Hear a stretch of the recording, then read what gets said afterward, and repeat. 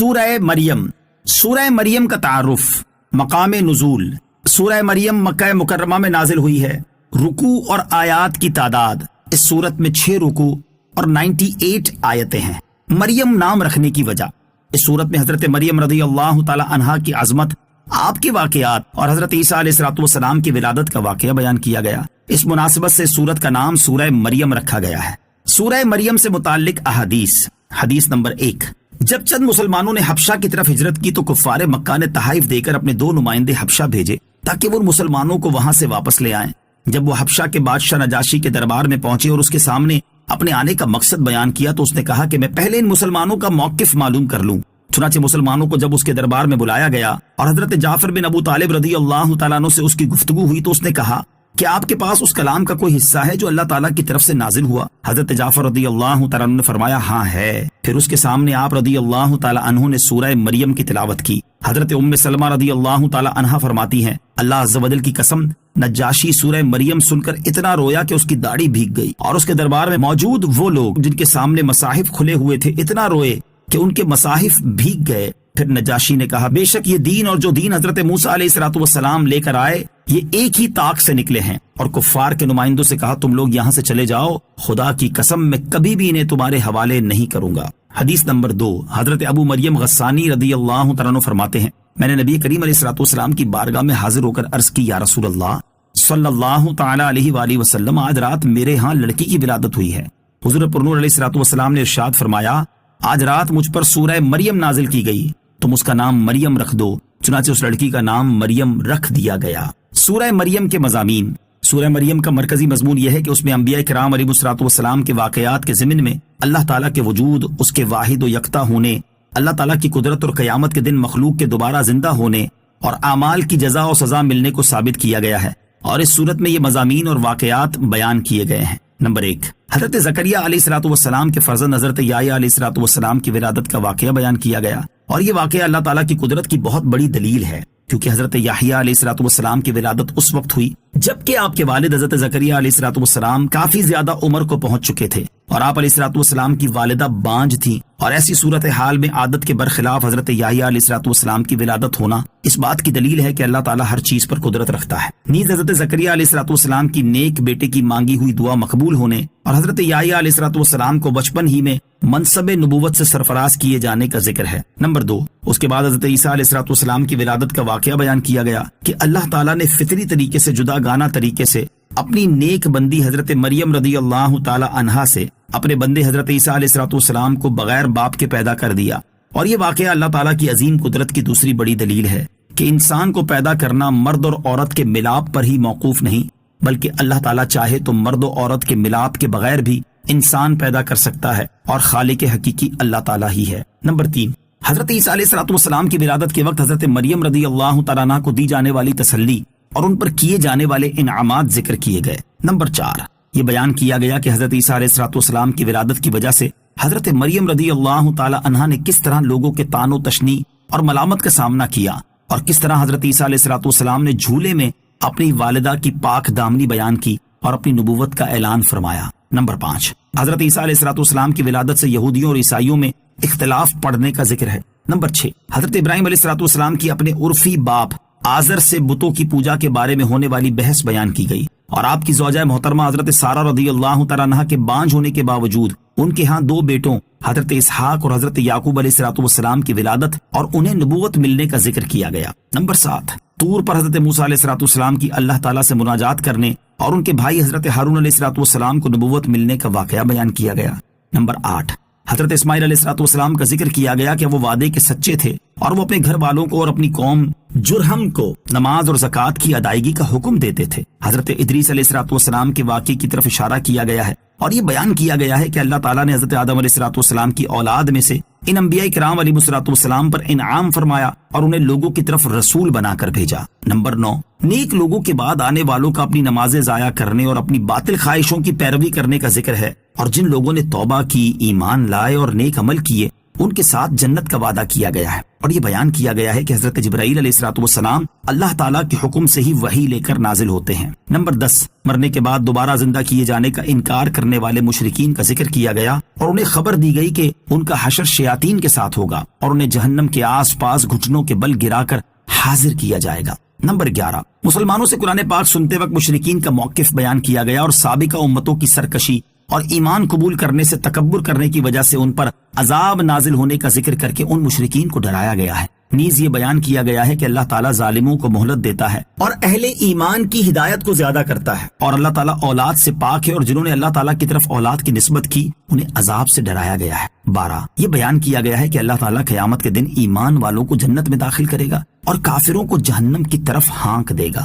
سورہ کہف کے ساتھ مناسبت، سورہ مریم کی اپنے سے ماں قبل سورت کہف کے ساتھ مناسبت یہ ہے کہ جس طرح سورہ کہف میں انتہائی عجیب غریب واقعات ذکر کیے گئے، جیسے اصحاب کہف کا واقعہ، حضرت موسیٰ اور حضرت خضر علیہ الصلوۃ والسلام کا واقعہ، اور حضرت ذوالقرنین رضی اللہ تعالی عنہ کا واقعہ، اسی طرح سورہ مریم میں بھی عجیب و غریب واقعات ذکر کیے گئے کہ حضرت زکریا علیہ الصلوۃ والسلام کے ہاں بڑھاپے میں اور ان کی زوجہ کے بانجھ ہونے کے باوجود حضرت یحییٰ علیہ الصلوۃ والسلام کی ولادت ہوئی، اور حضرت عیسیٰ علیہ الصلوۃ والسلام کی بغیر والد کے ولادت ہوئی۔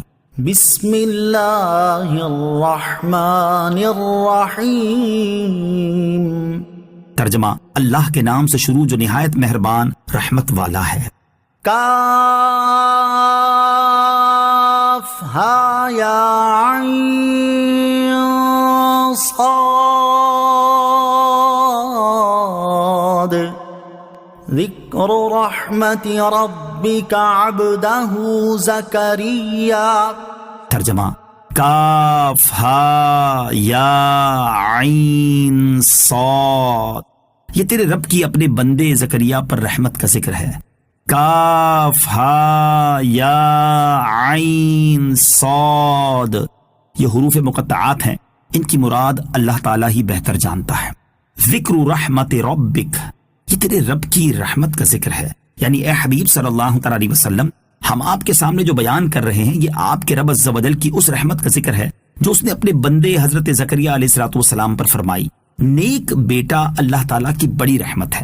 اس آیت میں اللہ تعالیٰ کی رحمت سے مراد نیک اور صالح بیٹا عطا فرمانا ہے، اور بیٹا عطا فرمانے کے تذکرے کو رحمت الہی کا تذکرہ فرمایا گیا ہے۔ اس سے معلوم ہوا کہ نیک اور صالح بیٹا اللہ عز و جل کی بڑی رحمت ہے، خصوصاً جب کہ بڑھاپے میں عطا ہو۔ یاد رہے کہ نیک اولاد سے جس طرح دنیا میں فائدہ حاصل ہوتا ہے کہ وہ اپنے والدین کی خدمت کرتی ہے اور بڑھاپے میں ان کا سہارا بنتی ہے، اسی طرح مرنے کے بعد بھی نیک اولاد اپنے والدین کو نفع پہنچاتی ہے، جیسا کہ حضرت ابو ہریرہ رضی اللہ تعالی عنہ سے روایت ہے۔ نبی کریم علیہ الصلوۃ والسلام نے ارشاد فرمایا، جب انسان فوت ہو جاتا ہے تو اس کے اعمال منقطع ہو جاتے ہیں، لیکن 3 عمل منقطع نہیں ہوتے۔ نمبر 1 صدقہ جاریہ، نمبر 2 علم نافع، نمبر 3 نیک اولاد جو اس کے لیے دعا کرتی رہتی ہے۔ لہٰذا ہر مسلمان کو چاہیے کہ وہ جب بھی اللہ تعالیٰ سے اولاد کی دعا مانگے تو نیک اولاد کی دعا مانگے۔ یوں ہی اسے چاہیے کہ وہ اپنی موجودہ اولاد کو بھی نیک بنانے کی کوشش کرے، تاکہ جب وہ دنیا سے جائے تو اس کے پیچھے اس کی بخشش کی دعا مانگنے والا بھی کوئی ہو۔ اذ نادى ربه نداء خفيا۔ ترجمہ، جب اس نے اپنے رب کو آہستہ سے پکارا۔ اذ نادى ربه نداء خفيا، جب اس نے اپنے رب کو آہستہ سے پکارا، یعنی حضرت زکریا علیہ الصلوۃ والسلام نے آہستہ آواز میں اللہ تعالیٰ سے دعا مانگی۔ مفسرین نے آپ علیہ الصلوۃ والسلام کی آہستہ آواز میں دعا مانگنے کی چند وجوہات ذکر کی ہیں۔ نمبر 1، آہستہ دعا مانگنے میں اخلاص زیادہ ہوتا ہے اور دعا مانگنے والا ریاکاری سے محفوظ رہتا ہے، اس لیے آپ علیہ الصلوۃ والسلام نے آہستہ دعا مانگی۔ نمبر 2، لوگ اولاد کی دعا مانگنے پر ملامت نہ کریں، کیونکہ اس وقت حضرت زکریا علیہ الصلوۃ والسلام کی عمر شریف 75 یا 80 سال تھی۔ نمبر 3، حضرت زکریا علیہ الصلوۃ والسلام کی آواز کمزوری کے باعث آہستہ ہو گئی تھی۔ آہستہ آواز میں دعا مانگنے کی فضیلت اور دعا مانگنے کا ایک ادب، اس آیت میں حضرت زکریا علیہ الصلوۃ والسلام کے آہستہ دعا مانگنے کا ذکر ہے۔ آہستہ دعا مانگنے کی فضیلت کے بارے میں حضرت انس رضی اللہ تعالیٰ عنہ سے روایت ہے، نبی کریم علیہ الصلوۃ والسلام نے ارشاد فرمایا، آہستہ آواز میں دعا کرنا 70 بلند آواز کے ساتھ دعاؤں کے برابر ہے۔ نیز اس سے معلوم ہوا کہ آہستہ آواز میں دعا مانگنا دعا کے آداب میں سے ہے۔ اسی ادب کی تعلیم دیتے ہوئے ایک اور مقام پر اللہ تعالیٰ ارشاد فرماتا ہے، ادعوا ربکم تضرعا وخفیہ۔ ترجمہ، اپنے رب سے گر گڑاتے ہوئے اور آہستہ آواز سے دعا کرو۔ اور حضرت علامہ مولانا نقی علی خان رحمۃ اللہ تعالی دعا کے آداب بیان کرتے ہوئے فرماتے ہیں، دعا نرم و پست آواز سے ہو، کہ اللہ تعالیٰ سمیع و قریب ہے، جس طرح چلانے سے سنتا ہے اسی طرح آہستہ آواز بھی سنتا ہے۔ اعلیٰ حضرت امام اہل سنت فرماتے ہیں بلکہ وہ اسے بھی سنتا ہے جو ہنوز یعنی ابھی زبان تک اصلاً نہ آیا، یعنی دلوں کا ارادہ، نیت، خطرہ، کہ جیسے اس کا علم تمام موجودات و معدومات کو محیط یعنی گھیرے ہوئے ہے، یوں ہی اس کی سمع و بصر جمی موجودات کو عام و شامل ہیں۔ اپنی ذات و صفات اور دلوں کے ارادات و خطرات اور تمام اعیان و آراز کائنات ہر شے کو دیکھتا بھی ہے اور سنتا بھی۔ نہ اس کا دیکھنا رنگ و ضوء یعنی روشنی سے خاص، نہ اس کا سننا آواز کے ساتھ مخصوص۔ مشورہ: دعا کے فضائل و آداب اور اس سے متعلق دیگر معلومات حاصل کرنے کے لیے اعلیٰ حضرت امام احمد رضا خان رحمۃ اللہ تعالی کے والد ماجد حضرت علامہ نقی علی خان رحمۃ اللہ تعالی کی شاندار کتاب فضائل دعا اور مفتی قاسم صاحب کی کتاب فیضان دعا کا مطالعہ فرمائیں۔ نوٹ: حضرت زکریا علیہ السلام کے دعا مانگنے سے متعلق انتہائی ایمان افروز کلام سورہ آل عمران کی آیت نمبر 37 اور 38 کے تحت مذکور تفسیر میں ملاحظہ فرمائیں۔ قال رب إني وهن العظم مني واشتعل الرأس شيبا ولم أكن بدعائك رب شقيا۔ ترجمہ: عرض کی، اے میرے رب، بے شک میری ہڈی کمزور ہو گئی اور سر نے بڑھاپے کا شعلہ چمکا دیا ہے، بوڑھا ہو گیا ہوں، اور اے میرے رب میں تجھے پکار کر کبھی محروم نہیں رہا۔ قالا، عرض کی، حضرت زکریا علیہ السلام کے دعا مانگنے کا پورا واقعہ کچھ اس طرح ہے کہ حضرت زکریا علیہ السلام کی عمر شریف 75 یا 80 سال تک پہنچ چکی تھی، مگر آپ علیہ السلام کے پاس اولاد جیسی نعمت نہ تھی، اور آپ علیہ السلام کو اپنے رشتہ داروں میں سے بھی کوئی ایسا نیک صالح مرد نظر نہیں آتا تھا کہ جو آپ علیہ السلام کی وفات کے بعد اس قابل ہو کہ وہ آپ علیہ السلام کا جانشین بنے اور اللہ عز و جل کی طرف سے جو دین کی خدمت آپ علیہ السلام کے سپرد تھی اس کو انجام دے سکے۔ بلکہ آپ علیہ السلام کے کئی رشتہ دار شریر تھے اور آپ کو خوف تھا کہ کہیں میرے بعد یہ دین میں تبدیلیاں شروع نہ کر دیں، اسی وجہ سے آپ علیہ السلام بہت فکر مند رہا کرتے تھے۔ یہی احساس جب بہت زیادہ بڑھا تو بالآخر اللہ عز و جل کی بارگاہ میں دعا کے لیے ہاتھ اٹھا دیے اور اللہ عز و جل کی بارگاہ میں عرض کر دی کہ مجھے نیک صالح بیٹا عطا فرما جو تیرا بھی پسندیدہ ہو اور وہ میرے بعد میرا وارث بنے اور دین کی خدمت کرے۔ انی وہن العظم منی، بے شک میری ہڈی کمزور ہو گئی۔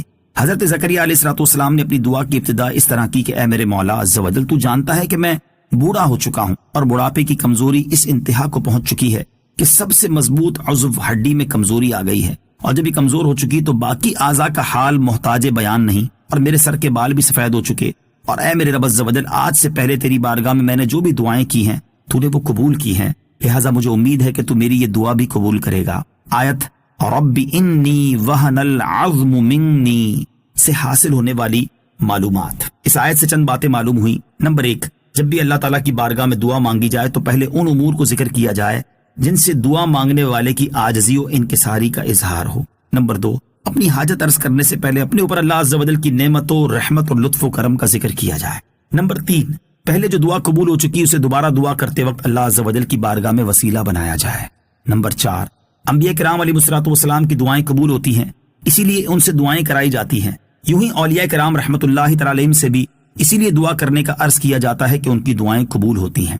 وَإِنِّي خِفْتُ الْمَوَالِيَ مِنْ وَرَائِي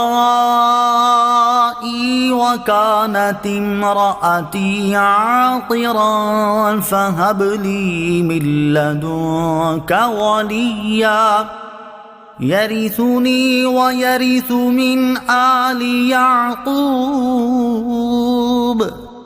وَاجْعَلْهُ رَبِّ رَضِيًّا۔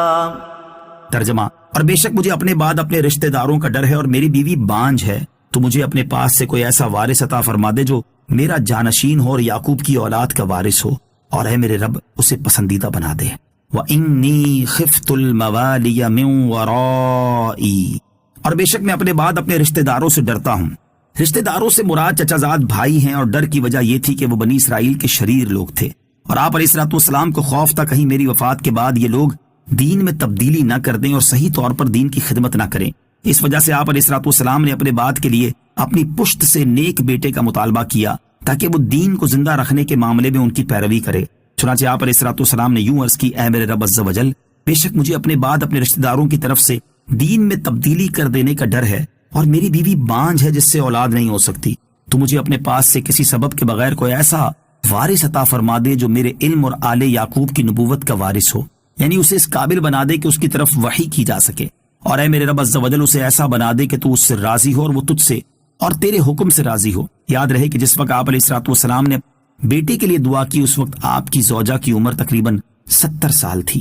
وَاجْعَلْهُ رَبِّ رَضِيًّا، اور اے میرے رب اسے پسندیدہ بنا دے۔ حضرت زکریا علیہ الصلوۃ والسلام نے بیٹے کے لیے جو دعا کی تھی اس میں آپ علیہ الصلوۃ والسلام نے دعا کے آخر میں فرمایا تھا کہ اسے اپنا پسندیدہ بندہ بنانا۔ اس میں بھی کئی راز پوشیدہ تھے۔ اس میں ہمارے لیے نصیحت یہ ہے کہ جب بھی اولاد کی دعا مانگی جائے تو نیک صالح اولاد کی دعا مانگی جائے، ورنہ یہ بھی ہو سکتا ہے کہ دعا مانگی اور قبول ہوئی اور اولاد مل گئی مگر اسی اولاد نے جینا حرام کر دیا ہو۔ سورہ مریم کی آیت نمبر 5 اور 6 سے حاصل ہونے والی معلومات۔ ان آیات مبارکہ سے یہ چیزیں معلوم ہوئیں۔ نمبر 1، حضرت زکریا علیہ الصلوۃ والسلام کا نیک صالح بیٹے کے لیے دعا کرنا دین کے لیے تھا، نہ کہ کسی دنیاوی غرض سے۔ نمبر 2، انبیاء کرام علیہ الصلوۃ والسلام کی وراثت علم و حکمت ہی ہوتی ہے، لہٰذا آپ علیہ الصلوۃ والسلام نے دعا میں اسی وراثت کا ذکر فرمایا ہے۔ نمبر 3، بیٹے کی دعا کرنا سنت انبیاء علیہ الصلوۃ والسلام ہے، مگر اس لیے کہ وہ توشہ آخرت ہو۔ البتہ یہ یاد رہے کہ بیٹی پیدا ہونے پر غم کرنا کفار کا طریقہ ہے۔ یا زکریا انا نبشرک بغلام اسمہ یحیی لم نجعل له من قبل سمیا۔ ترجمہ، اے زکریا ہم تجھے ایک لڑکے کی خوشخبری دیتے ہیں جس کا نام یحییٰ ہے، اس سے پہلے ہم نے اس نام کا کوئی دوسرا نہ بنایا۔ یا زکریا انا نبشرک بغلام، اے زکریا ہم تجھے ایک لڑکے کی خوشخبری دیتے ہیں۔ اللہ تعالیٰ نے حضرت زکریا علیہ الصلوۃ والسلام کی یہ دعا قبول فرمائی اور ارشاد فرمایا، اے زکریا ہم تجھے ایک لڑکے کی خوشخبری دیتے ہیں جو آپ کی طلب کے مطابق آپ کے علم اور آل یعقوب کی نبوت کا وارث ہوگا، اس کا نام یحییٰ ہے، اور اس سے پہلے ہم نے اس نام کا کوئی دوسرا نہ بنایا کہ اس کا نام یحییٰ رکھا گیا ہو۔ یا زکریا انا نبشرک سے متعلق 3 باتیں، یہاں اس آیت مبارکہ سے متعلق 3 باتیں قابل ذکر ہیں۔ نمبر 1، سورہ آل عمران کی آیت نمبر 39 میں ذکر ہوا کہ حضرت زکریا علیہ الصلوۃ والسلام کے دعا مانگنے کے بعد فرشتوں نے انہیں حضرت یحییٰ علیہ الصلوۃ والسلام کی بشارت دی، اور اس آیت سے ثابت ہوتا ہے کہ اللہ تعالیٰ نے انہیں حضرت یحییٰ علیہ الصلوۃ والسلام کی بشارت دی۔ اس کے بارے میں امام فخر الدین رازی رحمۃ اللہ تعالی فرماتے ہیں، ہو سکتا ہے کہ بشارت 2 مرتبہ دی گئی ہو، یعنی ایک مرتبہ اللہ تعالیٰ نے اور ایک مرتبہ فرشتوں نے بشارت دی ہو۔ نمبر 2، اس آیت میں اللہ تعالیٰ نے حضرت زکریا علیہ الصلوۃ والسلام کو ان کا نام لے کر پکارا۔ اسی طرح دیگر انبیاء کرام علیہ الصلوۃ والسلام کو بھی قرآن مجید میں ان کا نام لے کر پکارا گیا ہے۔ اس کے بارے میں اعلیٰ حضرت امام احمد رضا خان رحمۃ اللہ تعالی فرماتے ہیں، قرآن عظیم کا عام محاورہ ہے کہ تمام انبیاء کرام کو نام لے کر پکارتا ہے، مگر جہاں محمد الرسول اللہ صلی اللہ تعالی علیہ وسلم سے خطاب فرمایا ہے، حضور کے اوصاف جلیلہ اور القاب جمیلہ ہی سے یاد کیا ہے۔ چنانچہ کہیں ارشاد فرمایا، یا ایہا النبی انا ارسلناک، اے نبی ہم نے تجھے رسول کیا۔ کہیں ارشاد فرمایا، یا ایہا الرسول بلغ ما انزل الیک، اے رسول پہنچا جو تیری طرف اترا۔ کہیں ارشاد فرمایا، یا ایہا المزمل قم اللیل، اے کپڑا اوڑے لیٹنے والے رات میں قیام فرما۔ کہیں ارشاد فرمایا، یا ایہا المدثر قم فانذر، اے جھرمٹ مارنے والے کھڑا ہو لوگوں کو ڈر سنا۔ کہیں ارشاد فرمایا، یاسین والقرآن الحکیم انک لمن المرسلین، اے یاسین یا اے سردار مجھے قسم ہے حکمت والے قرآن کی، بے شک تو مرسلوں سے ہے۔ کہیں ارشاد فرمایا، طٰہٰ ما انزلنا علیک القرآن لتشقی، اے طٰہٰ یا اے پاکیزہ رہنما ہم نے تجھ پر قرآن اس لیے نہیں اتارا کہ تو مشقت میں پڑے۔ ہر ذی عقل جانتا ہے کہ جو ان نداؤں اور ان خطابوں کو سنے گا بالبداہت حضور سید المرسلین صلی اللہ تعالی علیہ وسلم و انبیاء سابقین کا فرق جان لے گا۔ امام عز الدین بن عبد السلام وغیرہ علماء کرام فرماتے ہیں، بادشاہ جب اپنے تمام امراء کو نام لے کر پکارے اور ان میں خاص ایک مقرب کو یوں ندا فرمایا کرے، اے مقرب حضرت، اے نائب سلطنت، اے صاحب عزت، اے سردار مملکت، تو کیا اس بات میں اسی طرح محل ریب و شک باقی رہے گا کہ یہ بندہ بارگاہ سلطانی میں سب سے زیادہ عزت و وجاہت والا اور سرکار سلطانی کو تمام عمائد و اراکین سے بڑھ کر پیارا ہے۔ نمبر 3، اللہ تعالیٰ نے حضرت یحییٰ علیہ الصلوۃ والسلام کو یہ فضیلت عطا فرمائی کہ ان کی ولادت سے پہلے ہی ان کا نام رکھ دیا۔ اسی طرح حضرت عیسیٰ علیہ الصلوۃ والسلام کو بھی یہ فضیلت عطا ہوئی کہ ان کی ولادت سے پہلے ہی ان کا نام بتا دیا گیا۔ اور اللہ تعالیٰ نے اپنے حبیب علیہ الصلوۃ والسلام کو جو مقام عطا کیا وہ تمام انبیاء کرام علیہ الصلوۃ والسلام سے بڑھ کر ہے کہ میثاق کے دن تمام انبیاء کرام علیہ الصلوۃ والسلام کی محفل میں آپ علیہ الصلوۃ والسلام کا تذکرہ فرمایا۔ انسان کی تخلیق کا سلسلہ شروع ہونے سے پہلے ہی آپ علیہ الصلوۃ والسلام کے اسم گرامی کو اپنے نام کے ساتھ عرش کے پایوں پر لکھ دیا، اور ان کے اسم گرامی کے وسیلے سے جب حضرت آدم علیہ الصلوۃ والسلام نے دعا مانگی تو اللہ تعالیٰ نے ان کی دعا کو شرف قبولیت عطا فرمایا۔ حضرت ابراہیم علیہ الصلوۃ والسلام نے ان کی اپنی اولاد میں ہونے کی دعا مانگی، اور حضرت عیسیٰ علیہ الصلوۃ والسلام نے آپ صلی اللہ تعالیٰ علیہ وسلم کا اسم مبارک بتا کر صدیوں پہلے آپ صلی اللہ تعالیٰ علیہ وسلم کے دنیا میں تشریف آوری کی بشارت دی، اور یہ وہ مرتبہ عظمیٰ ہے جو اللہ تعالیٰ نے اپنے حبیب علیہ الصلوۃ والسلام کے سوا اور کسی کو عطا نہیں فرمایا۔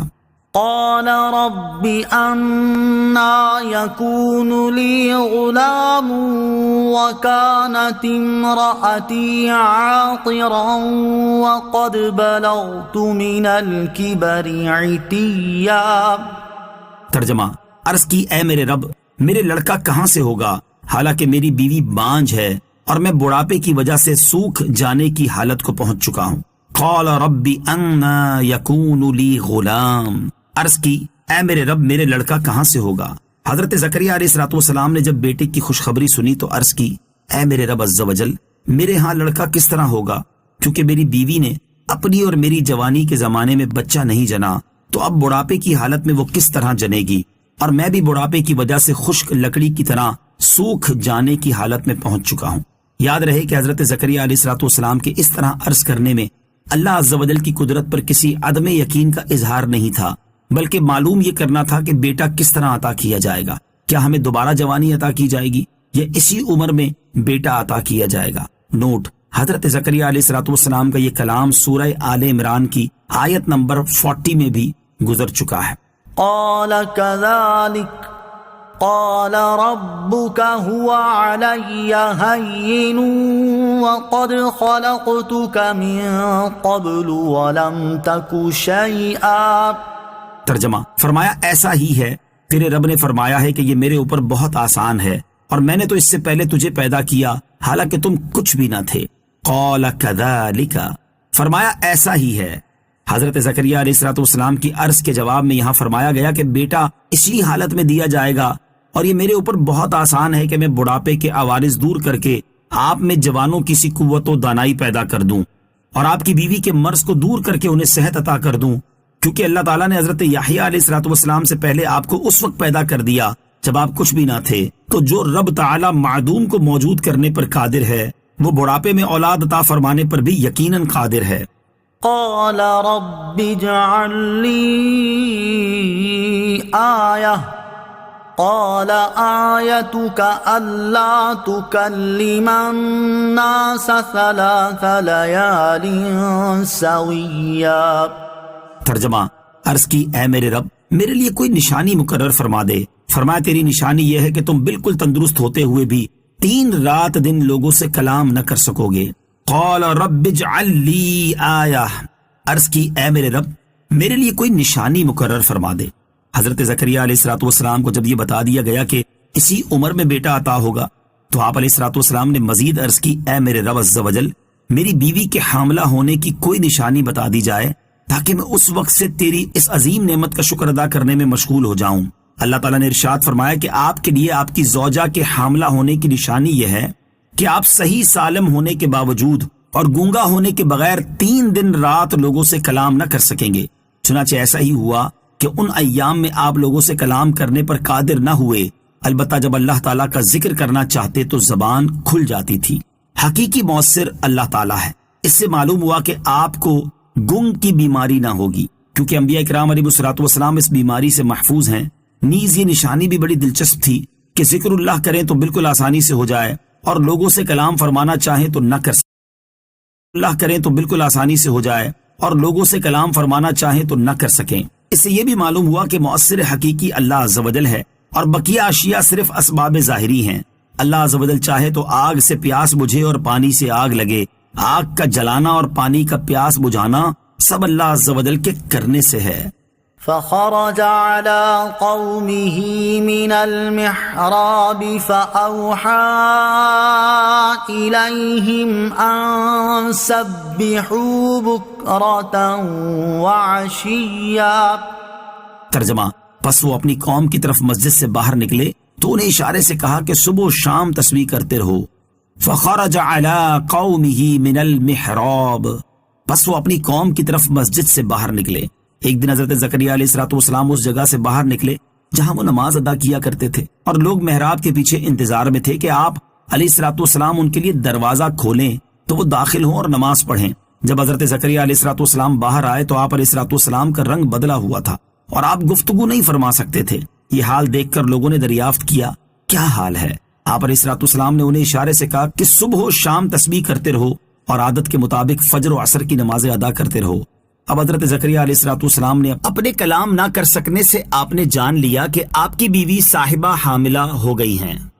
یا یحییٰ خذ الکتاب بقوة وآتیناہ الحکم صبیا۔ ترجمہ، اے یحییٰ، کتاب کو مضبوطی کے ساتھ تھامے رکھو اور ہم نے اسے بچپن ہی میں حکمت عطا فرما دی تھی۔ یا یحییٰ خذ الکتاب بقوة، اے یحییٰ، کتاب کو مضبوطی کے ساتھ تھامے رکھو۔ حضرت یحییٰ علیہ السلام کی ولادت کے بعد جب آپ علیہ السلام کی عمر 2 سال ہوئی تو اللہ تعالیٰ نے ارشاد فرمایا، اے یحییٰ، کتاب توریت کو مضبوطی کے ساتھ تھامے رکھو اور اس پر عمل کی بھرپور کوشش کرو، اور ہم نے اسے بچپن میں حکمت عطا فرما دی تھی جبکہ آپ کی عمر شریف 3 سال کی تھی۔ اس وقت میں اللہ تبارک و تعالیٰ نے آپ کو کامل عقل عطا فرمائی اور آپ کی طرف وحی کی۔ حضرت عبداللہ ابن عباس رضی اللہ تعالی عنہما کا یہی قول ہے، اور اتنی سی عمر میں فہم و فراست اور عقل و دانش کا کمال خوارق کے عادات یعنی انبیاء علیہ السلام کے معجزات میں سے ہے، اور جب اللہ تعالیٰ کے کرم سے یہ حاصل ہو تو اس حالت میں نبوت ملنا کچھ بھی بعید نہیں۔ لہٰذا اس آیت میں حکم سے نبوت مراد ہے اور یہی قول صحیح ہے۔ بعض مفسرین نے اس سے حکمت یعنی توریت کا فہم اور دین میں سمجھ بھی مراد لی ہے۔ ہماری پیدائش کا اصلی مقصد، حضرت معاذ بن جبل رضی اللہ تعالیٰ عنہ سے روایت ہے، نبی کریم صلی اللہ تعالیٰ علیہ وسلم نے ارشاد فرمایا، اللہ تعالیٰ میرے بھائی حضرت یحییٰ علیہ السلام پر رحم فرمائے۔ جب انہیں بچپن کی حالت میں بچوں نے کھیلنے کے لیے بلایا تو آپ علیہ السلام نے ان بچوں سے کہا، کیا ہم کھیل کے لیے پیدا کیے گئے ہیں؟ ایسا نہیں ہے، بلکہ ہمیں عبادت کے لیے پیدا کیا گیا ہے، اور یہی ہم سے مطلوب ہے۔ جب نابالغ بچہ اس طرح کہہ رہا ہے تو اس بندے کا قول کیسا ہونا چاہیے جو بالغ ہو چکا ہے؟ اس سے معلوم ہوا کہ ہمیں پیدا کیے جانے کا اصلی مقصد یہ نہیں کہ ہم کھیل کود اور دنیاوی عیش و لذت میں اپنی زندگی بسر کریں، بلکہ ہماری پیدائش کا اصلی مقصد یہ ہے کہ ہم اللہ تعالیٰ کی عبادت کریں۔ اسی چیز کو قرآن مجید میں اس طرح بیان کیا گیا ہے کہ افحسبتم انما خلقناکم عبثا وانکم الینا لا ترجعون۔ ترجمہ، کیا تم یہ سمجھتے ہو کہ ہم نے تمہیں بیکار بنایا اور تم ہماری طرف لوٹائے نہیں جاؤ گے؟ اور ارشاد فرمایا، وما خلقت الجن والانس الا لیعبدون۔ ترجمہ، اور میں نے جن اور آدمی اسی لیے بنائے کہ میری عبادت کریں۔ اللہ تعالیٰ ہمیں فضول اور بیکار کاموں اور اخروی تیاری سے غافل کر دینے والے امور سے بچنے اور ہمیں اپنی اطاعت و عبادت میں زندگی بسر کرنے کی توفیق عطا فرمائے، آمین۔ وحنانا من لدنا وزکاة وکان تقیا۔ ترجمہ، اور اپنی طرف سے نرم دلی اور پاکیزگی دی اور وہ اللہ سے بہت زیادہ ڈرنے والا تھا۔ وحنانا من لدنا، اور اپنی طرف سے نرم دلی دی۔ اس آیت میں اللہ تعالیٰ نے حضرت یحییٰ علیہ السلام کی 3 صفات بیان فرمائی ہیں۔ نمبر 1، اللہ تعالیٰ نے انہیں اپنی طرف سے نرم دلی عطا کی اور ان کے دل میں رقت و رحمت رکھی تاکہ آپ علیہ السلام لوگوں پر مہربانی کریں اور انہیں اللہ تعالیٰ کی اطاعت کرنے اور اخلاص کے ساتھ نیک اعمال کرنے کی دعوت دیں۔ نمبر 2، اللہ تعالیٰ نے انہیں پاکیزگی دی۔ حضرت عبداللہ ابن عباس رضی اللہ تعالیٰ عنہ فرماتے کہ یہاں پاکیزگی سے طاعت و اخلاص مراد ہے، اور حضرت قتادہ رضی اللہ تعالیٰ عنہ فرماتے ہیں کہ پاکیزگی سے مراد عمل صالح ہے۔ نمبر 3، وہ اللہ تعالیٰ سے بہت زیادہ ڈرنے والا تھا۔ آپ علیہ السلام اللہ تعالیٰ کے خوف سے بہت گریہ وزاری کرتے تھے، یہاں تک کہ آپ علیہ السلام کے رخسار مبارکہ پر آنسوؤں سے نشان بن گئے تھے۔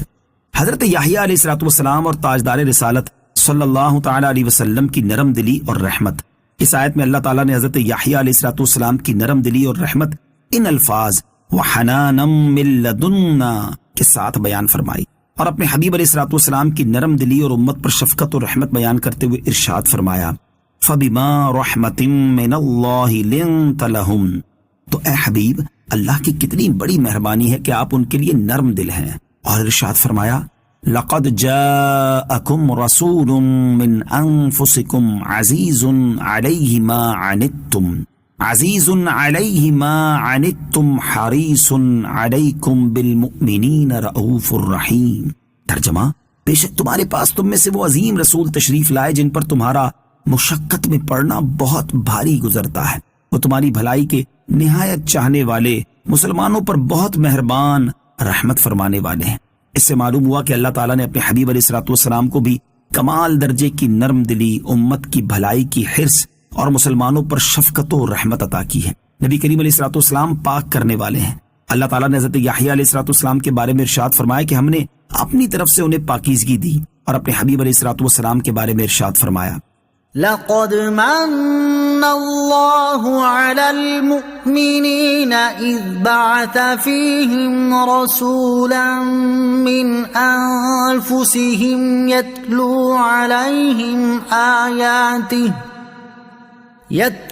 عليهم آياته ويزكيهم ويعلمهم الكتاب والحكمة وَإِن كَانُوا مِن قَبْلُ لَفِي ضَلَالٍ مُبِينٍ۔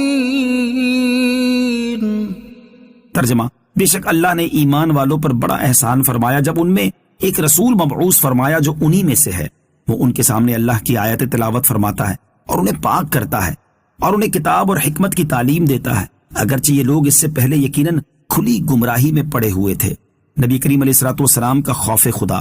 اس آیت میں حضرت یحییٰ علیہ السلام کے بارے میں ارشاد ہوا کہ وہ اللہ تعالیٰ سے بہت زیادہ ڈرنے والے تھے۔ اس مناسبت سے یہاں حبیب خدا صلی اللہ تعالی وسلم کے خوف خدا کی 3 روایتیں سماعت کیجیے۔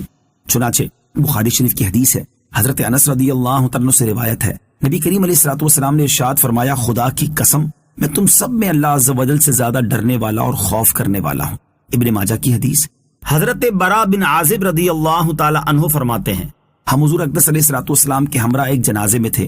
آپ علیہ السلام قبر کے کنارے بیٹھے اور اتنا روئے کہ آپ کی چشمان اقدس سے نکلنے والے آنسوؤں سے مٹی نم ہو گئی۔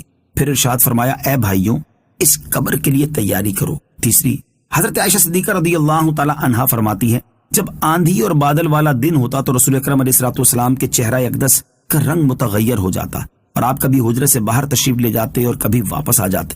پھر جب بارش ہو جاتی تو یہ کیفیت ختم ہو جاتی۔ میں نے اس کی وجہ پوچھی تو ارشاد فرمایا اے عائشہ مجھے یہ خوف ہوا کہ کہیں یہ بادل اللہ عز و جل کا عذاب نہ ہو جو میری امت پر بھیجا گیا ہو۔ وَبَرًّا بِوَالِدَيْهِ وَلَمْ يَكُنْ جَبَّارًا عَصِيًّا۔ ترجمہ، اور وہ اپنے ماں باپ سے اچھا سلوک کرنے والا تھا اور وہ متکبر نافرمان نہیں تھا۔ وَبَرًّا بِوَالِدَيْهِ، اور وہ اپنے ماں باپ سے اچھا سلوک کرنے والا تھا۔ اس آیت میں حضرت یحییٰ علیہ السلام کی مزید 3 صفات بیان کی گئی ہیں۔ نمبر 1، آپ علیہ السلام ماں باپ کے فرما بردار اور ان سے اچھا سلوک کرنے والے تھے، کیونکہ اللہ عز و جل کی عبادت کے بعد والدین کی خدمت سے بڑھ کر کوئی طاعت نہیں، اور اس پر اللہ تعالیٰ کا یہ قول دلالت کرتا ہے وَقَضَىٰ رَبُّكَ أَلَّا تَعْبُدُوا إِلَّا إِيَّاهُ وَبِالْوَالِدَيْنِ إِحْسَانًا۔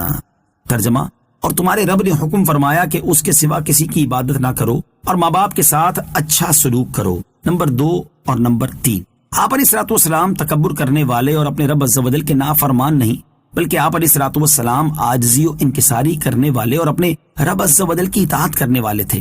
یہاں جبار کے معنی متکبر کے ہیں، اور ایک قول یہ بھی ہے کہ جبار وہ شخص ہوتا ہے جو غصے میں مارے اور قتل کرے۔ لفظ جبار کے مختلف معنی، یاد رہے کہ جبار کا لفظ جب مخلوق کے لیے آئے تو اس کا معنی متکبر ہوتا ہے، اور اگر اللہ عز و جل کے لیے آئے جیسے جبار اس کی صفت ہے تو اس کا معنی بالکل مختلف ہوتا ہے۔ جیسے ایک معنی ہے وہ ذات جو اپنی مخلوق پر عالی ہے، دوسرا معنی ہے وہ جو معاملات کو سدھار دیتا ہے، تیسرا معنی ہے وہ جو اپنے ارادے میں غالب ہے، چوتھا معنی ہے وہ کہ جس کی سلطنت میں اس کے حکم کے سوا کسی کا حکم نہ چل سکے، یہ سب معنی اللہ عز و جل کے شایان شان ہیں۔ تکبر سے بچنے کی فضیلت اور عاجزی کے فضائل۔ یہاں آیت میں بیان ہوا کہ حضرت یحییٰ علیہ الصلوۃ والسلام تکبر کرنے والے نہیں تھے۔ اس مناسبت سے تکبر سے بچنے کی فضیلت سماعت کیجیے۔ ترمذی شریف کی حدیث ہے، حضرت ثوبان رضی اللہ تعالیٰ عنہ سے روایت ہے کہ نبی کریم علیہ الصلوۃ والسلام نے ارشاد فرمایا، جو شخص اس حال میں مرا کہ وہ 3 چیزوں سے بری تھا، تکبر، خیانت اور دین یعنی قرض سے، تو وہ جنت میں داخل ہوگا۔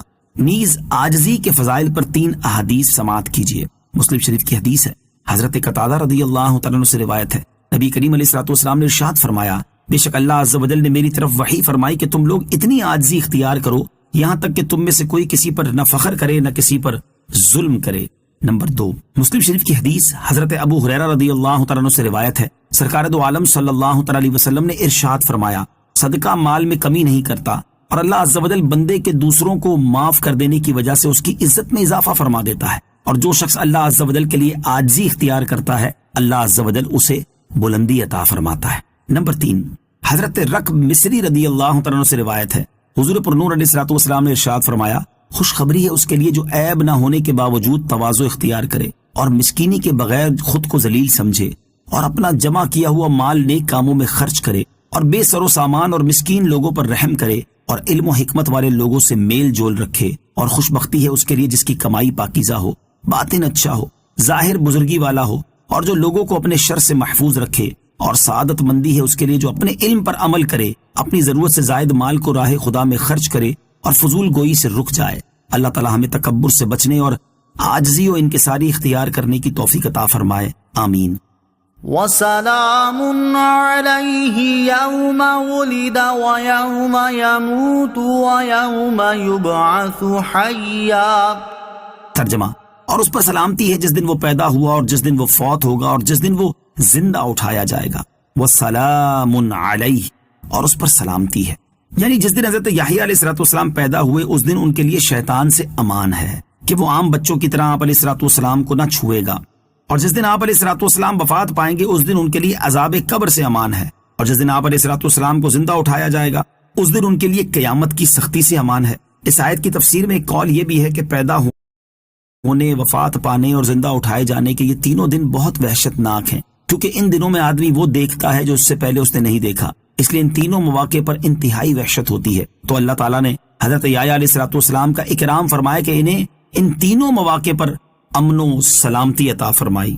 حضرت سفیان بن عیینہ رحمۃ اللہ تعالی علیہ فرماتے ہیں کہ انسان کو 3 دنوں میں وحشت کا سامنا ہوتا ہے۔ جب وہ پیدا ہوتا ہے تو ماں کے پیٹ سے باہر آ کر ایک نئی دنیا کا سامنا کرتا ہے، اور وہ جب مرتا ہے تو ایسی قوم دیکھتا ہے جسے پہلے کبھی نہیں دیکھا ہوتا، اور جب دوبارہ زندہ کیا جائے گا تو اپنے آپ کو ایک عظیم محشر میں پائے گا جس کی مثل اس نے کبھی نہ دیکھا ہوگا۔ تو اللہ عز و جل نے حضرت یحییٰ علیہ الصلوۃ والسلام کو ان تینوں وقتوں میں امان و سلامتی کا مژدہ دیا۔ یاد رہے کہ سلامتی تو یقیناً ہر نبی علیہ الصلوۃ والسلام کو حاصل ہے، لیکن بطور خاص اللہ عز و جل کا بشارت دینا ایک جدا گانا فضیلت رکھتا ہے۔ ولادت کے دن خوشی اور وفات کے دن غم کا اظہار نہ کرنے کی وجہ، اس آیت میں اللہ تعالیٰ نے حضرت یحییٰ علیہ الصلوۃ والسلام کی ولادت کے دن ان پر سلام بھیجا۔ اس سے معلوم ہوا کہ نبی کریم علیہ الصلوۃ والسلام کی ولادت کے دن ان پر سلام بھیجنا اللہ تعالیٰ کی سنت ہے۔ اسی وجہ سے اہل سنت و جماعت 12 ربیع الاول کے دن اللہ تعالیٰ کے حبیب اور تمام انبیاء کے سردار صلی اللہ تعالیٰ علیہ وسلم کی ولادت کا دن مناتے ہیں، اور اس دن آپ علیہ الصلوۃ والسلام پر درود و سلام کی کثرت کرتے ہیں، نظم و نثر کی صورت میں آپ کی شان اور آپ کے فضائل و مناقب بیان کرتے ہیں۔ فی زبانہ کچھ لوگ اسی آیت مبارکہ کو بیان کر کے یہ اعتراض کرتے ہیں کہ حضرت یحییٰ علیہ الصلوۃ والسلام کی وفات کے دن بھی ان پر سلام بھیجا گیا ہے، اس لیے تم جس طرح رسول پاک علیہ الصلوۃ والسلام کے میلاد کا دن خوشی اظہار کر کے مناتے ہو، اسی طرح ان کی وفات کا دن بھی غم ظاہر کر کے منایا کرو۔ اس کا جواب یہ ہے کہ اللہ تعالیٰ نے ہمیں قرآن مجید میں اپنی نعمت کا چرچا کرنے اور اپنا فضل و رحمت ملنے پر خوشی منانے کا حکم دیا ہے، اور چونکہ نبی پاک علیہ الصلوۃ والسلام سے بڑی اللہ تعالیٰ کی کوئی نعمت نہیں، اور پیارے آقا علیہ الصلوۃ والسلام ہی اللہ تعالیٰ کا سب سے بڑا فضل اور سب سے بڑی رحمت ہے، اس لیے جس دن اللہ تعالیٰ نے ہمیں اپنا حبیب علیہ الصلوۃ والسلام عطا کیا اس دن ہم آپ علیہ الصلوۃ والسلام کا میلاد مناتے، آپ علیہ الصلوۃ والسلام کی عظمت و شان کے چرچے کرتے، اور آپ علیہ الصلوۃ والسلام کی دنیا میں تشریف آوری کے دن خوشیاں مناتے ہیں۔ واذکر فی الکتاب مریم اذ انتبذت من اہلها مکانا شرقیا۔ ترجمہ، اور کتاب میں مریم کو یاد کرو جب وہ اپنے گھر والوں سے مشرق کی طرف ایک جگہ الگ ہو گئی۔ وَاذْكُرْ فِي الْكِتَابِ مریم، اور کتاب میں مریم کو یاد کرو۔ اس سے پہلی آیات میں حضرت زکریا علیہ الصلوۃ والسلام کا واقعہ بیان ہوا کہ انہیں بڑھاپے کی حالت میں اور زوجہ کے بانجھ ہونے کے باوجود اللہ تعالیٰ نے ایک نیک اور صالح بیٹا عطا فرمایا، اور یہ واقعہ اللہ تعالیٰ کی قدرت کی بہت بڑی دلیل ہے۔ اب یہاں سے اللہ تعالیٰ کی قدرت پر دلالت کرنے والا ایک اور انتہائی حیرت انگیز واقعہ بیان کیا جا رہا ہے۔ چنانچہ اللہ تعالیٰ نے ارشاد فرمایا، اے پیارے حبیب صلی اللہ تعالیٰ علیہ وسلم، آپ قرآن کریم میں حضرت مریم رضی اللہ تعالیٰ عنہا کا واقعہ پڑھ کر ان لوگوں کو سنائیے تاکہ انہیں ان کا حال معلوم ہو جب وہ اپنے گھر والوں سے مشرق کی طرف ایک جگہ الگ ہو گئی اور اپنے مکان میں یا بیت المقدس کی شرقی جانب میں لوگوں سے جدا ہو کر عبادت کے لیے خلوت میں بیٹھی۔ حضرت مریم رضی اللہ تعالیٰ عنہا کی فضیلت۔ مریم کے معنی ہے عابدہ، خادمہ۔ آپ رضی اللہ تعالیٰ عنہ بچپن سے بیت المقدس کی خادمہ تھی اور وہاں رہ کر اللہ تعالیٰ کی عبادت کیا کرتی تھی۔ اور حضرت مریم رضی اللہ تعالیٰ عنہ کے فضائل میں سے ہے کہ قرآن کریم میں عورتوں میں صرف آپ رضی اللہ تعالیٰ عنہ کا نام مبارک ذکر کیا گیا ہے۔ نیز آپ کی شان کے بارے میں سورہ آل عمران میں فرمایا گیا، وَإِذْ قَالَتِ الْمَلَائِكَةُ يَا مَرْيَمُ إِنَّ اللَّهَ اصْطَفَاكِ وَطَهَّرَكِ وَاصْطَفَاكِ عَلَى نِسَاءِ الْعَالَمِينَ۔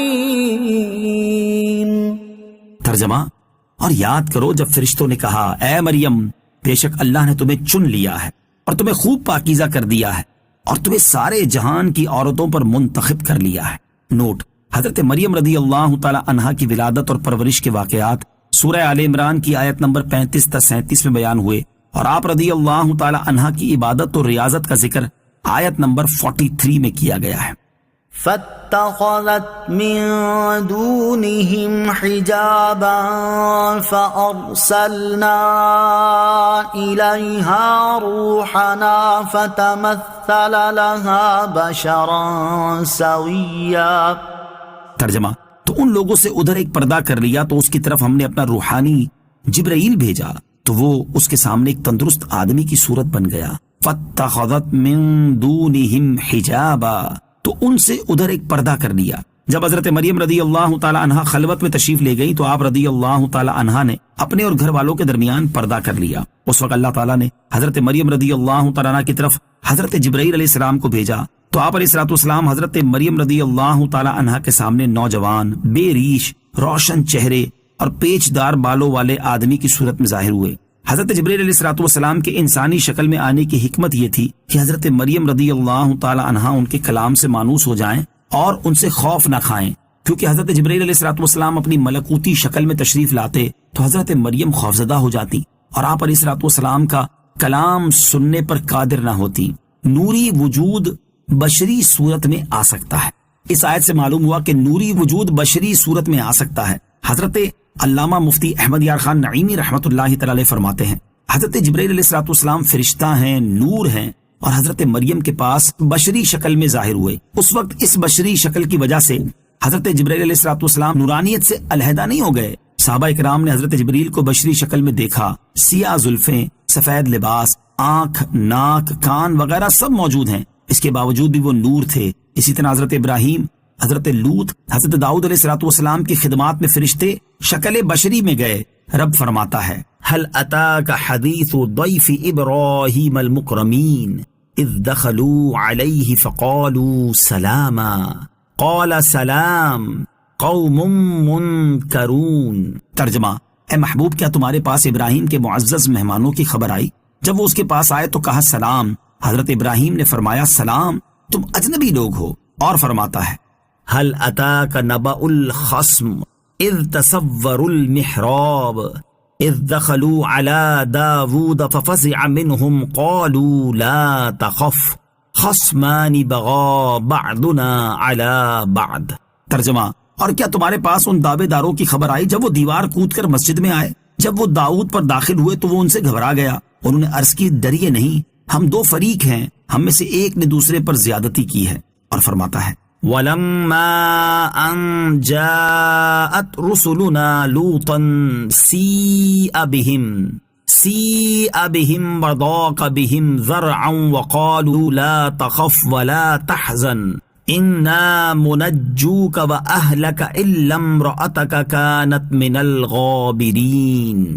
ترجمہ، اور جب ہمارے فرشتے لوط کے پاس آئے تو انہیں فرشتوں کا آنا برا لگا اور ان کے سبب دل تنگ ہوا، اور فرشتوں نے کہا آپ نہ ڈریں اور نہ غمگین ہوں، بے شک ہم آپ کو اور آپ کے گھر والوں کو بچانے والے ہیں، سوائے آپ کی بیوی کے کہ پیچھے رہ جانے والوں میں سے ہے۔ ان تمام آیتوں سے معلوم ہوا کہ فرشتے انبیاء کرام کی خدمت میں انسانی شکل بشری صورت میں حاضر ہوتے تھے، مگر اس کے باوجود وہ نور بھی ہوتے تھے، غرض یہ کہ نورانیت و بشریت ضدیں نہیں۔ قالت انی اعوذ بالرحمن منک ان کنت تقیا قال انما انا رسول ربک لاہب لک غلاما زکیا۔ ترجمہ، مریم بولی میں تجھ سے رحمان کی پناہ مانگتی ہوں، اگر تجھے خدا کا ڈر ہے، کہا میں تو تیرے رب کا بھیجا ہوا ہوں تاکہ میں تجھے ایک پاکیزہ بیٹا عطا کروں۔ قالت انی اعوذ بالرحمن منک، مریم بولی میں تجھ سے رحمان کی پناہ مانگتی ہوں۔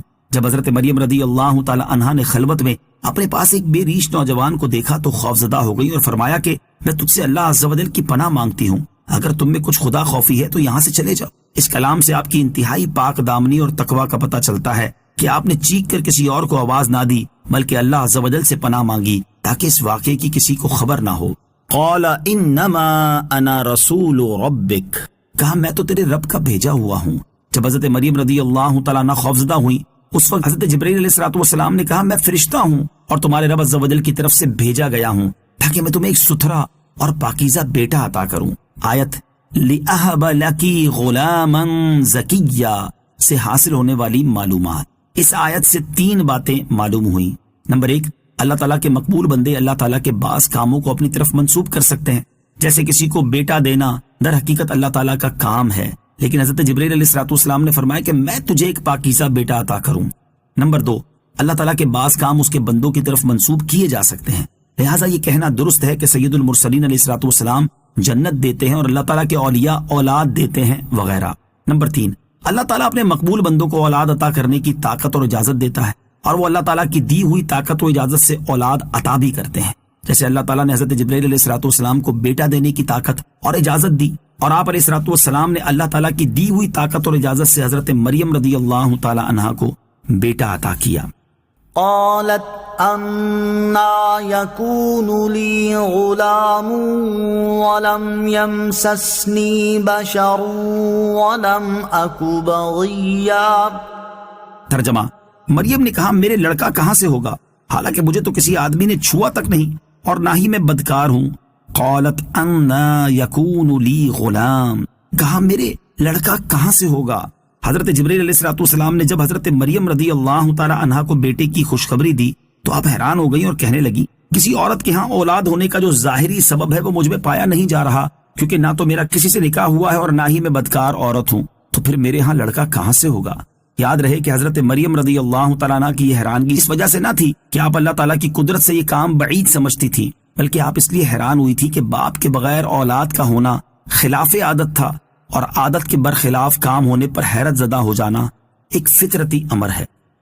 قال كذلك قال ربك هو علي هين ولنجعله آية للناس ورحمة منا وكان أمرا مقضيا۔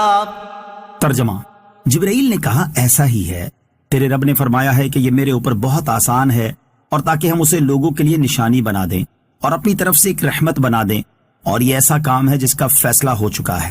قال كذلك، جبرائیل نے کہا ایسا ہی ہے۔ حضرت جبرائیل علیہ السلام نے جواب دیا، اے مریم رضی اللہ تعالی عنہا، اللہ تعالیٰ کی مرضی یہی ہے کہ وہ آپ کو کسی مرد کے چھوئے بغیر ہی لڑکا عطا فرمائے، اور آپ رضی اللہ تعالی عنہ کے رب عز و جل نے فرمایا ہے کہ آپ کو بغیر باپ کے بیٹا دینا میرے اوپر بہت آسان ہے، کیونکہ میں اسباب اور واسطوں کا محتاج نہیں ہوں، اور آپ کو اس طرح بیٹا دینے میں ایک حکمت یہ ہے کہ ہم اسے لوگوں کے لیے نشانی اور اپنی قدرت کی برہان بنا دیں، اور ان لوگوں کے لیے اپنی طرف سے ایک رحمت بنا دیں جو اس کے دین کی پیروی کرے اور اس پر ایمان لائیں، اور یہ ایسا کام ہے جس کا اللہ تعالیٰ کے علم میں فیصلہ ہو چکا ہے۔ جو کہ اب نہ رد ہو سکتا ہے اور نہ بدل سکتا ہے۔ جب حضرت مریم رضی اللہ تعالی عنہا کو اطمینان ہو گیا اور ان کی پریشانی جاتی رہی تو حضرت جبرائیل علیہ الصلوۃ والسلام نے ان کے گریبان میں یا آستین میں یا دامن میں یا منہ میں دم کیا اور آپ رضی اللہ تعالی عنہا اللہ تعالیٰ کی قدرت سے اسی وقت حاملہ ہو گئیں۔ فحملته فانتبذت به مكانا قصيا۔ ترجمہ، پھر مریم حاملہ ہو گئیں تو اسے لے کر ایک دور کی جگہ چلی گئی۔ فحملته فانتبذت به مكانا قصيا، پھر مریم حاملہ ہو گئیں تو اسے لے کر ایک دور کی جگہ چلی گئیں۔ جب حضرت مریم رضی اللہ تعالیٰ عنہ کو حمل کے آثار ظاہر ہوئے تو اللہ عز و جل نے حضرت مریم کو الہام کیا کہ وہ اپنی قوم سے علیحدہ چلی جائیں، اس لیے وہ بیت اللحم میں چلی گئیں۔ یوسف نجار کے سوال کا جواب۔ منقول ہے کہ سب سے پہلے جس شخص کو حضرت مریم رضی اللہ تعالی عنہا کے حمل کا علم ہوا وہ ان کا چچا زاد بھائی یوسف نجار تھا، جو مسجد بیت المقدس کا خادم تھا اور بہت بڑا عابد شخص تھا۔ اس کو جب معلوم ہوا کہ حضرت مریم رضی اللہ تعالی عنہا حاملہ ہیں تو اسے نہایت حیرت ہوئی۔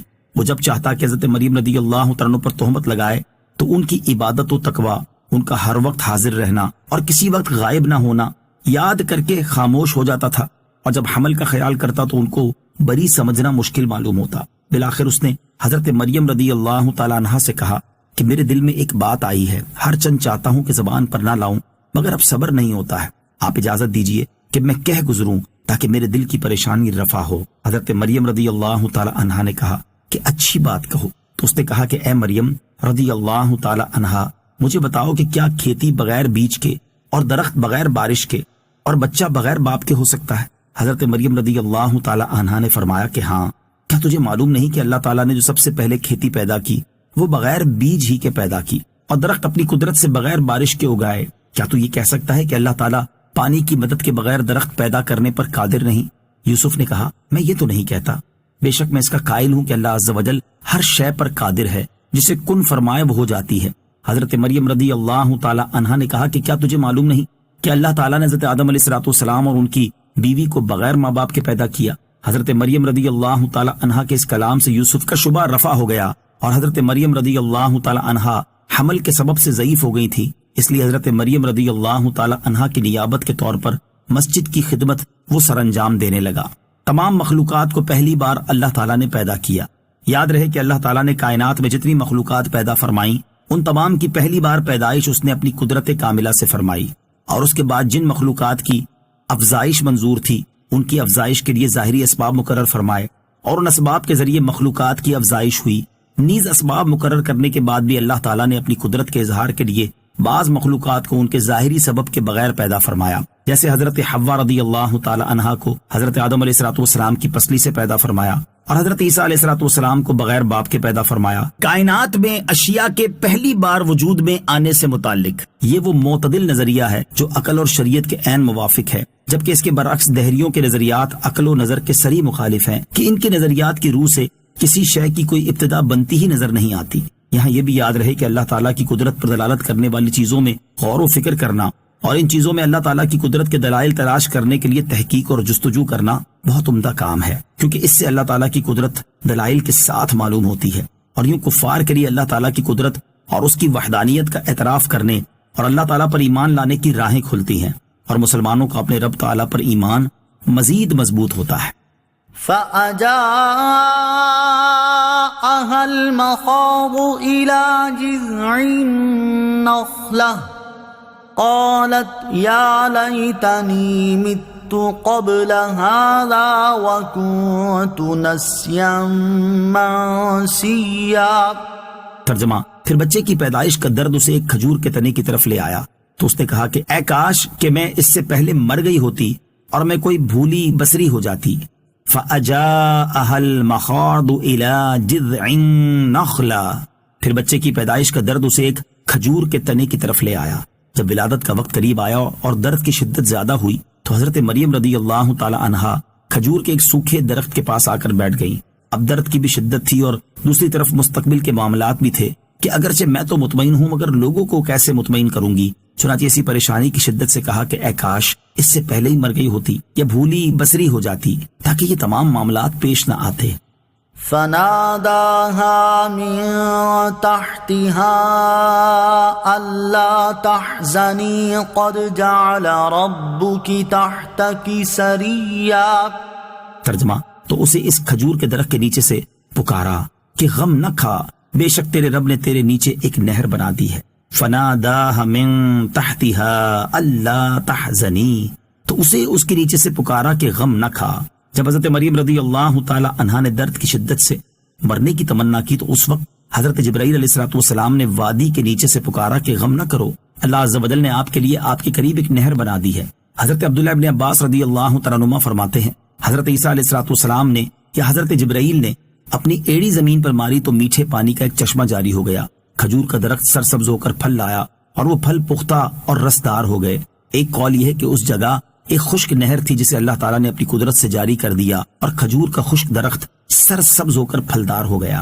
وَهُزِّي إِلَيْكِ بِجِذْعِ النَّخْلَةِ تُسَاقِطْ عَلَيْكِ رُطَبًا جَنِيًّا.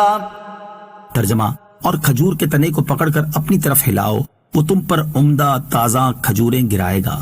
وَهُزِّي إِلَيْكِ بِجِذْعِ النَّخْلَةِ، اور کھجور کے تنے کو پکڑ کر اپنی طرف ہلاؤ. حضرت مریم رضی اللہ تعالی عنہا سے کہا گیا کہ آپ جس سوکھے تنے کے نیچے بیٹھی ہیں اسے اپنی طرف حرکت دیں تو اس سے آپ پر عمدہ اور تازہ پکی ہوئی کھجوریں گریں گی. اس سے معلوم ہوا کہ حمل کی حالت میں عورت کے لیے کھجور کھانا فائدہ مند ہے. کھجور میں آئرن بہت ہوتا ہے جو بچے کی صحت و تندرستی میں بہت معاون ہوتا ہے. البتہ اس حالت میں کھجوریں اپنی طبعی حالت کو پیش نظر رکھ کر ہی کم یا زیادہ کھائی جائیں. حضرت مریم رضی اللہ تعالی عنہا پر اللہ تعالیٰ کی عنایت و کرم نوازی. اگر بنظر غائر دیکھا جائے تو حضرت عیسیٰ علیہ السلام کی پیدائش کے وقت سے ہی اللہ عز و جل نے حضرت مریم رضی اللہ تعالی عنہا کو اپنی قدرت کاملہ کے کئی نظارے دکھا کر تسلی دی کہ دیکھو جو ذات تیرے لیے خشک نہر سے پانی جاری کر سکتی ہے اور خشک درخت سے پکی ہوئی کھجوریں ظاہر کر سکتی ہے، وہ آئندہ بھی تمہیں بے یار و مددگار نہیں چھوڑے گی. لہٰذا تم اپنے رب عز و جل کی کرامتوں، عنایتوں، شفقتوں پر نظر کرو اور غم و پریشانی کا اظہار مت کرو. فَكُلِي وَاشْرَبِي وَقَرِّي عَيْنًا فَإِمَّا تَرَيِنَّ مِنَ الْبَشَرِ أَحَدًا فَقُولِي إِنِّي نَذَرْتُ لِلرَّحْمَنِ صَوْمًا فَلَنْ أُكَلِّمَ الْيَوْمَ إِنسِيًّا. ترجمہ: تو کھا اور پی اور آنکھ ٹھنڈی رکھ، پھر اگر تو کسی آدمی کو دیکھے تو اشارے سے کہہ دینا کہ میں نے آج رحمان کے لیے روزے کی نظر مانی ہے، تو آج ہرگز میں کسی آدمی سے بات نہیں کروں گی. فَكُلِي وَاشْرَبِي وَقَرِّي عَيْنًا، تو کھا اور پی اور آنکھ ٹھنڈی رکھ.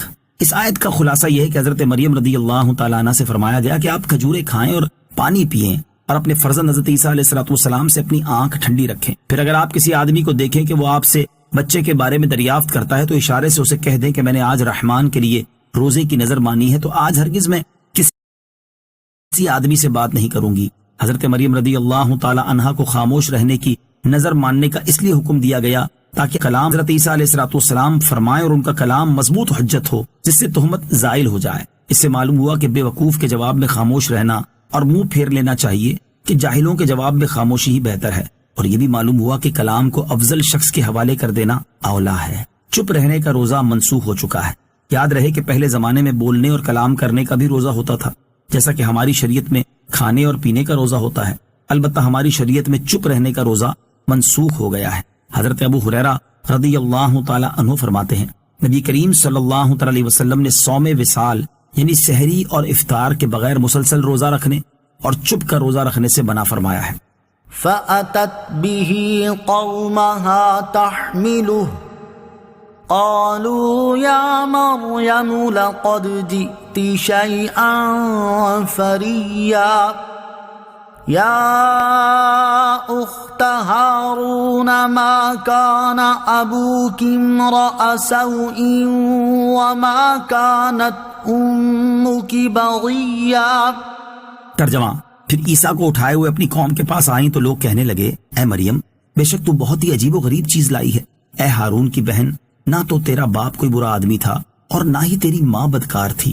فَأَتَتْ بِهِ قَوْمَهَا تَحْمِلُهُ، پھر عیسیٰ کو اٹھائے ہوئے اپنی قوم کے پاس آئیں.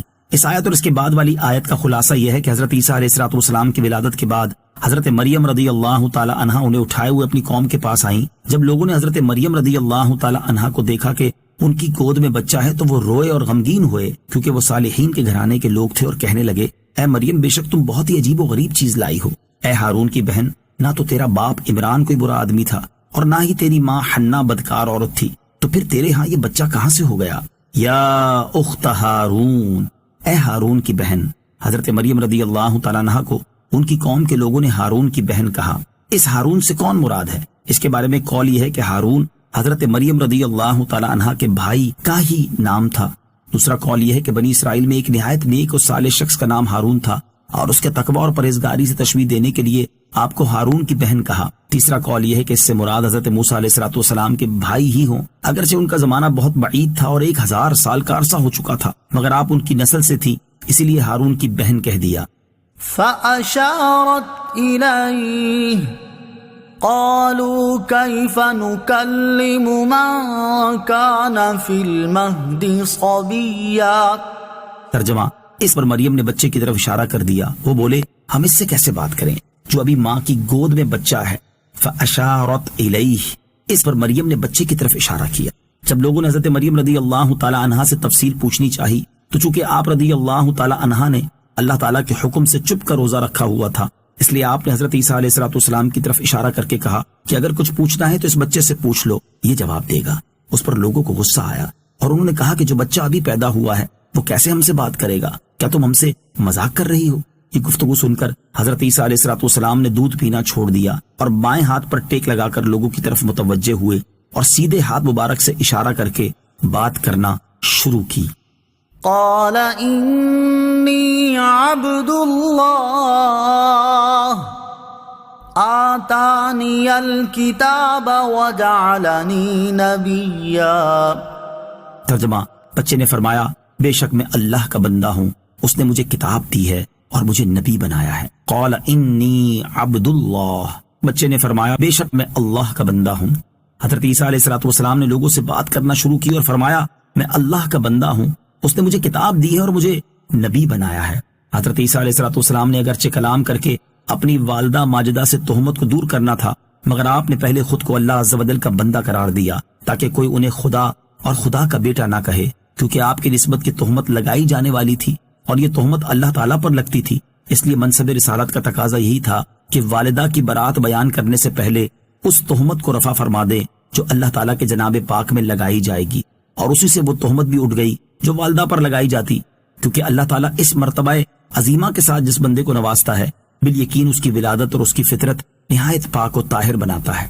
آتانی الکتاب، اس نے مجھے کتاب دی ہے۔ اس کتاب سے انجیل مراد ہے۔ حضرت حسن رضی اللہ تعالیٰ عنہ کا قول ہے کہ آپ والدہ کے پیٹ ہی میں تھے کہ آپ کو توریت کا الہام فرما دیا گیا تھا، اور جھولے میں تھے جب آپ علیہ الصلوۃ والسلام کو نبوت عطا کر دی گئی، اور اس حالت میں آپ علیہ الصلوۃ والسلام کا کلام فرمانا آپ کا معجزہ ہے۔ بعض مفسرین نے آیت کے معنی میں یہ بھی بیان کیا ہے کہ یہ نبوت اور کتاب ملنے کی خبر تھی جو عنقریب آپ کو ملنے والی تھی۔ نبی کریم علیہ الصلوۃ والسلام کو بچپن میں ملنے والے عظیم ترین فضائل، علامہ اسماعیل حقی رحمۃ اللہ تعالی فرماتے ہیں اللہ تعالیٰ نے 4 بچوں کو 4 چیزوں کے ساتھ فضیلت عطا کی۔ نمبر 1، حضرت یوسف علیہ الصلوۃ والسلام کو کنویں میں وحی کے ساتھ فضیلت دی۔ نمبر 2، حضرت عیسیٰ علیہ الصلوۃ والسلام کو جھولے پہ کلام کرنے کے ساتھ فضیلت دی۔ نمبر 3، حضرت سلیمان علیہ الصلوۃ والسلام کو فہم سے فضیلت دی۔ نمبر 4، حضرت یحییٰ علیہ الصلوۃ والسلام کو بچپن میں نبوت عطا کر کے فضیلت دی۔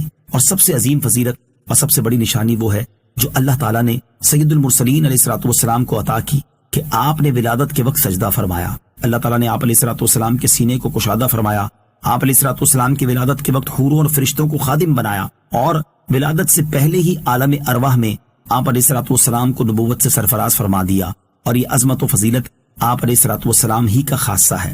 حضرت مریم رضی اللہ تعالی عنہا اور حضرت عائشہ صدیقہ رضی اللہ تعالی عنہا کی برات میں فرق۔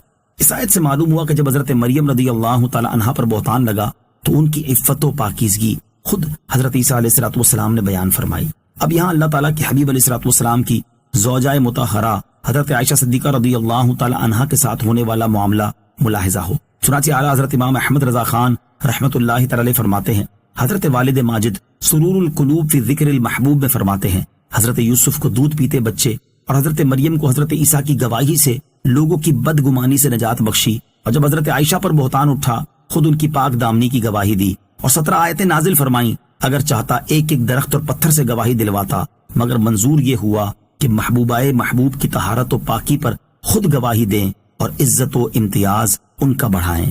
وجعلني مباركا أينما كنت وأوصاني بالصلاة والزكاة ما دمت حيا۔ ترجمہ، اور اس نے مجھے مبارک بنایا ہے خواہ میں کہیں بھی ہوں، اور اس نے مجھے نماز اور زکوٰۃ کی تاکید فرمائی ہے جب تک میں زندہ رہوں۔ وجعلنی مبارکا، اور اس نے مجھے مبارک بنایا ہے۔ حضرت عیسیٰ علیہ السلام نے فرمایا کہ مجھے نبوت عطا کرنے کے ساتھ ساتھ اللہ تعالیٰ نے مجھے لوگوں کے لیے نفع پہنچانے والا، خیر کی تعلیم دینے والا، اللہ کی طرف بلانے والا اور اس کی توحید اور عبادت کی دعوت دینے والا بنایا ہے۔ خواہ میں کہیں بھی ہوں اور جب تک میں زمین پر زندہ رہوں تب تک اس نے مجھے نماز کا مکلف ہونے پر اسے قائم کرنے اور زکوٰۃ کے قابل مال ہونے کی صورت میں اس کی زکوٰۃ ادا کرنے کا حکم دیا ہے۔ تاجدار رسالت صلی اللہ تعالیٰ علیہ وسلم کی برکات۔ حضرت عیسیٰ علیہ السلام نے اپنے مبارک ہونے کا خود اعلان فرمایا۔